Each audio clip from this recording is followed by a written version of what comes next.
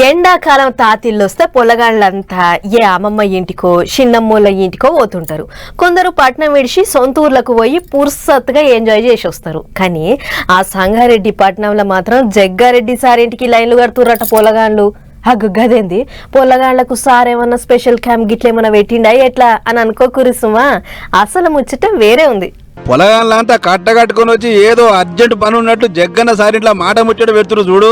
వీళ్ళంతా వాళ్ళ బజారుకు బుగ్గలు ఎలుగుతలేవనో నీళ్ళు వస్తలేవనో మోరీలు సాఫ్ చేస్తలేరని ఫిర్యాదు చేస్తానికి వచ్చిన వాళ్ళు కాదు సుమా, సైకిళ్ల కోసం వచ్చినోళ్ళు.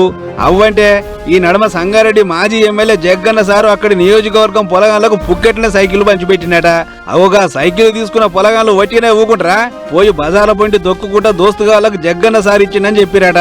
అంతే, అమ్మా జగ్గన్న మా దోస్తులకిచ్చే మాకియవానే అని అందరు కట్టకట్టుకొని సార్ ఇంటికి వచ్చిరికి ఇట్లా పొలగాళ్ళంతా పాయిరంతో వచ్చేటాళ్ళకి సార్ సుత మంచిగా కూసబెట్టుకొని ఏం రాసిన్నా ఏ ఊరు మీది ఏం కథ ఏం ఇటుకొచ్చిరా అనే మాట ముచ్చట పెట్టిండు.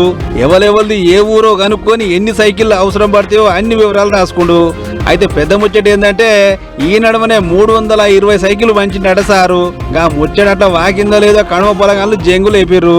దీంతో మళ్ళీ 600 సైకిల్ ఆర్డర్ పెట్టిండట. మరి వీళ్ళని చూసి ఇంకెంతమంది తయారైతురో ఏమో గాని పొలగాళ్ళు మాత్రం జగ్గన్న సారిచ్చిన బహుమానం చూసి మురిసి ముప్పందు అవుతుర్రు. చూస్తుంటే అమ్మమ్మల ఇంటికి పోయిన పొలగాళ్ళు సుతా మళ్ళా వచ్చేటట్టే ఉన్నారు వీడికి. అన్నట్లు మొదటి మలకల సైకిల్ వంచే కార్యం పెద్ద పండుగ లెక్కనే నడిచింది. ఏదేమైనా జగ్గన్ అంటే జగ్గనే, సాయం చేసుట్లా బొక్కలేని చేయని చూపించుకుంటాను కదా అని అనుకుంటారు ఈ ముచ్చట చూసిన అక్కడి జనాలు.